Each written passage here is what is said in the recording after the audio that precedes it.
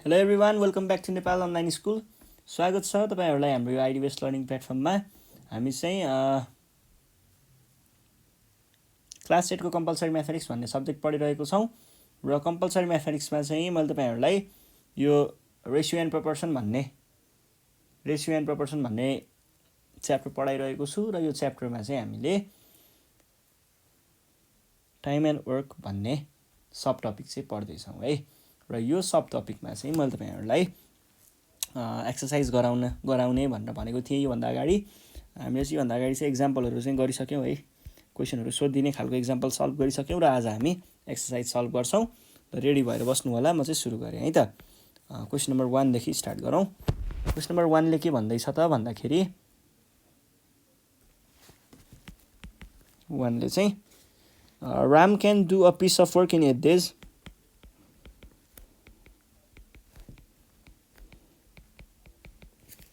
Piece of work in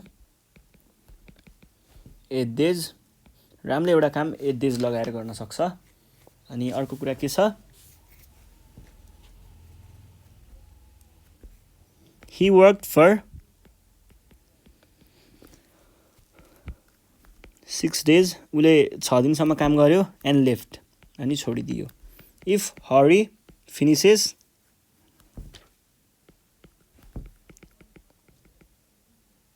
the remaining work,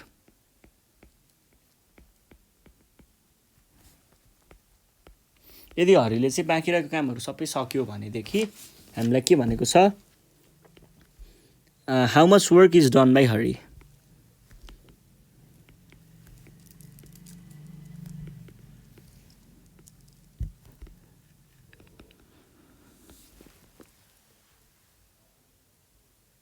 यसमा गाह्रो कुरा केही पनि छैन है। यहाँनिर रामले एउटा काम चाहिँ 1 दिनमा गर्न सक्छ भनेर पहिल्यै दिइसकेको छ। अब त्यसबाट हामीले के निकाल्न सक्छौँ? रामले 1 दिनमा कति काम गर्न सक्छ भन्ने कुरा गर्न सक्छौँ। अनि त्यो भइसके पछाडि हामीले रामले 6 दिनसम्म काम गरेको हो भनेपछि उसले कति काम गरिसकेको रहेछ भन्ने कुरा थाहा हुन्छ। बाँकी काम भनेको त हरिले गरेको काम भयो, त्यसबाट निकाल्न सकिन्छ है। सजिलो कुरा छ। इन 8 days, 8 दिनमा चाहिँ Ram can finish a work. Finish 1 work. 1 दिनमा चाहिँ रामले 8 दिनमा चाहिँ रामले एउटा काम सक्छ भनेदेखि इन 1 डे, 1 दिनमा चाहिँ रामले कति काम सक्ने भयो त? 1 day Ram can finish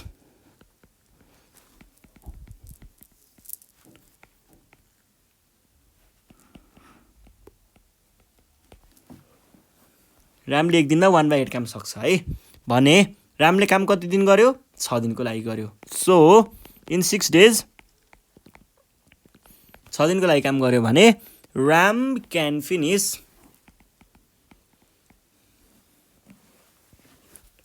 1/8 into 6 days भनेको कति आयो? 3/4। भनेपछि त्यो कामको 3/4 चाहिँ सकिसकेको रहेछ। 3टा भागहरू सकिसकेको रहेछ, लास्ट भाग चाहिँ बाँकी छ है। भनेदेखि हामीले के भन्नु पर्यो त? वर्क रिमेनिङ भनेको कति छ? 1 - 3/4। किनकि कुनै पनि एउटा काम एउटा 1 हुन्छ, सिङ्गल ढिक्का हुन्छ। यो भइसके पछाडि हामीले के गर्नु पर्यो त? यसको भ्याल्यु 4 - 3/4 भनेको 1/4 र यो नै हाम्रो के भयो त? एन्सर भयो है। ल, यो कुरा चाहिँ थाहा भयो। यो अब अझै नै अलिकति ल्याङ्ग्वेज चाहिँ लेख्नुपर्छ है। ल्याङ्ग्वेज चाहिँ के लेख्ने भन्दा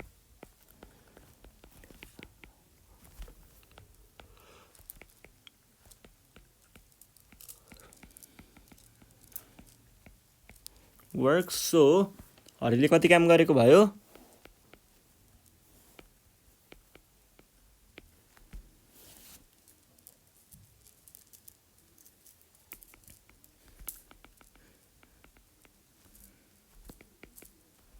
सो हरि क्यान फिनिस भन्दा पनि हरि कम्प्लिटेड होला है। सो हरि हेज डन कति वर्क? 1/3 वर्क। यति मात्रै काम गरेको है हरिले। ल, यो कुरा पनि भइहाल्यो। अब हामी नेक्स्ट क्वेसन सल्भ गरौँ। नेक्स्ट क्वेसनमा हामीलाई के सोधिरहेको छ भन्ने कुरा एकचोटि हेर्न जरुरी छ है। यहाँनिर चाहिँ हामीलाई के भनिरहेको छ त भन्दाखेरि Lakpa can complete 1/2 part of work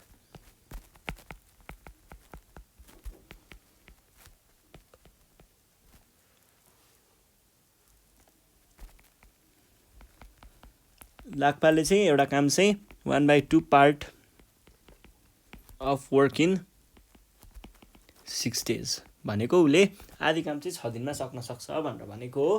त्यस पछाडि के भनिरहेको छ, he worked for 4 days and left।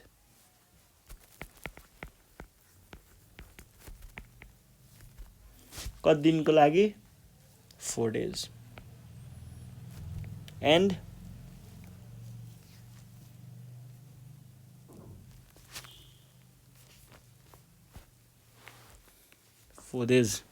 he worked for 4 days and के भनेको छ, and left भनेपछि छोडिदिएछ। लेफ्ट अब हामीलाई के भन्दैछ भन्दाखेरि if Lakhan कम्प्लिट्स the remaining work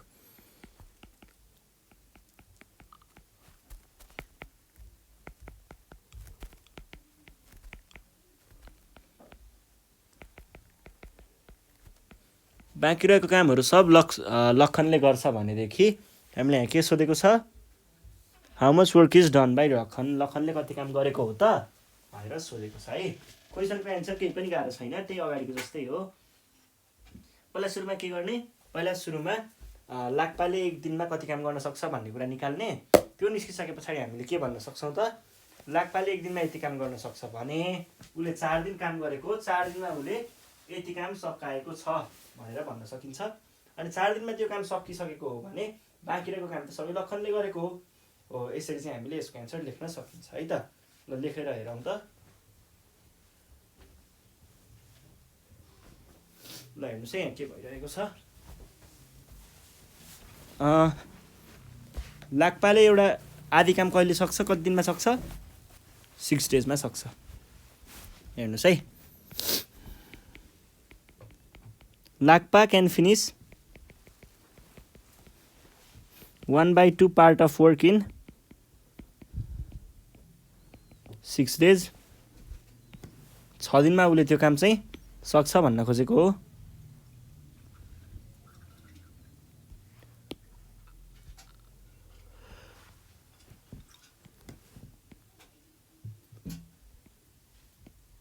six days है। लाक्पाले चाहिँ आधी काम चाहिँ 6 दिनमा सकाउन सक्छ भने उसले लाक्पा क्यान फिनिस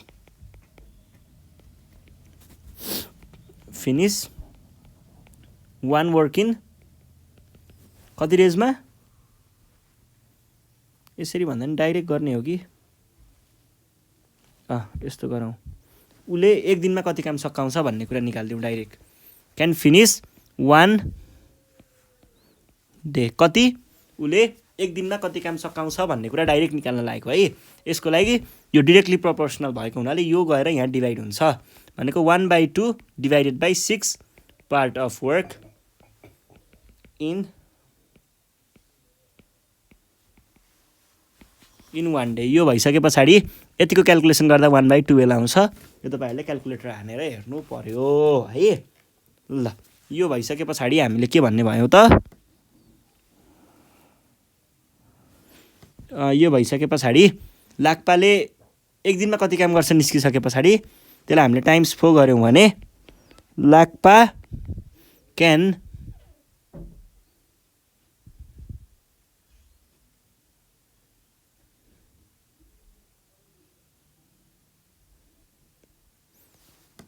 डु उसले 4 दिन काम गरेको होइन लाक्पाले भने पछाडि Lakpa can do 1/12 into 4 part of work in 4 days। उसले 4 दिनमा यति काम सक्ने भयो भनेको 1/3 पार्ट अफ काम चाहिँ उसले सकाइसकेको रहेछ। रिमेनिङ काम कति छ, रिमेनिङ वर्क भनेको टोटल भनेको एउटा वर्कको 1/3 भाग सकिसकेको छ भनेदेखि रिमेनिङ भनेको 2/3 र 2/3 भनेको बाँकी काम त सबै कसले गरेको हो, लखनले। देयरफोर लखन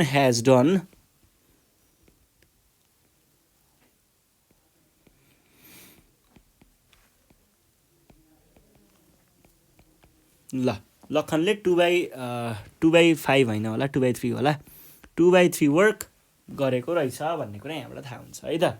ल यो कुरा पनि सकियो। अब हामी एउटा नेक्स्ट क्वेसन सल्भ गरौँ। नेक्स्ट क्वेसनले के भनिरहेको छ भन्दाखेरि यहाँनिर छ Sita can do a piece of work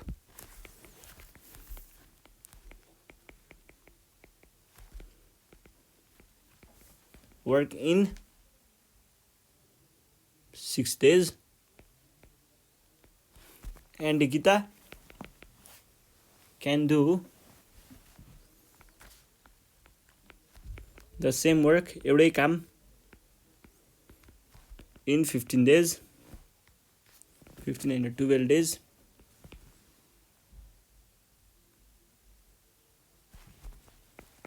if they work together एकै ठाउँमा काम गर्यो भने।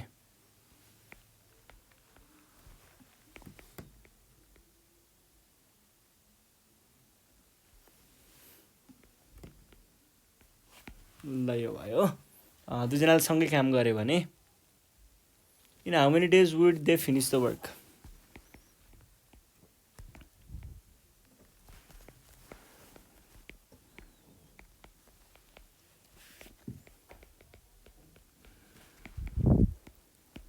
ल यहाँनिर त्यस्तो गाह्रो केही पनि छैन है। पहिला सुरुमा हामीलाई के दिएको छ सीताले र गीताले गर्न सक्ने कामहरू दिएको छ, त्यसबाट हामीले एक दिनमा कति गर्छन् भन्ने निकाल्न सक्छौँ र दुईजना मिलेर एक दिनमा कति निकाल्छन् भनेर भन्न सकिन्छ। त्यस पछाडि चाहिँ हामीले काम गर्न सकिन्छ है त।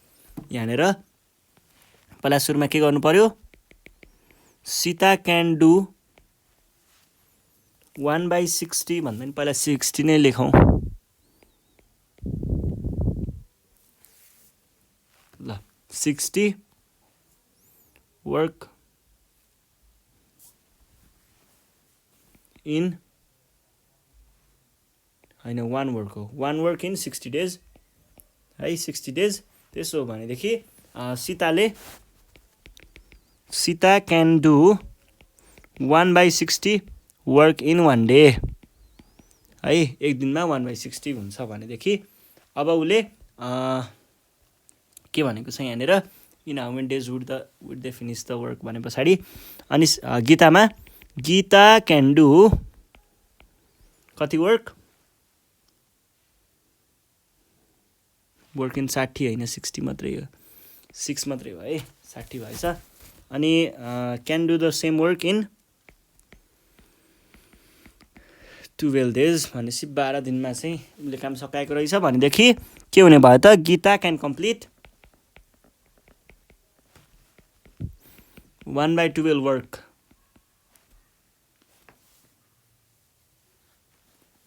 ल अब हामीले के गरौँ भन्दा दुईजना मिलेर Sita plus Gita can do 1 work in कतिमा 1/12 प्लस 1/6 यो भनेको कति आयो 1/12 प्लस 1/6 1/12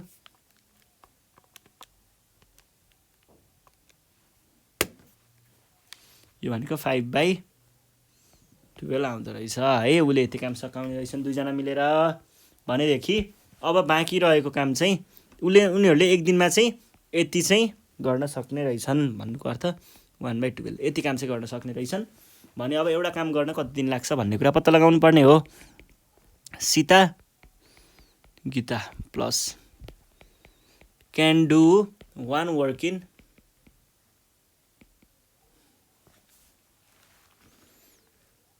होइन क्यान डु 5/12 प्लस 1/12 नि होइन 1/6 हो।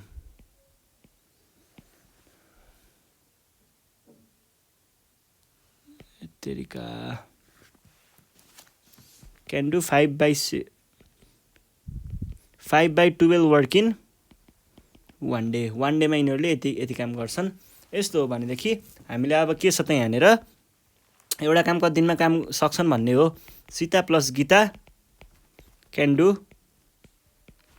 1 वर्क इन 1/5/12 डेज भन्नुको अर्थ कति भयो भनेको 12/5 डेज। ल सकियो है 12.5 12/5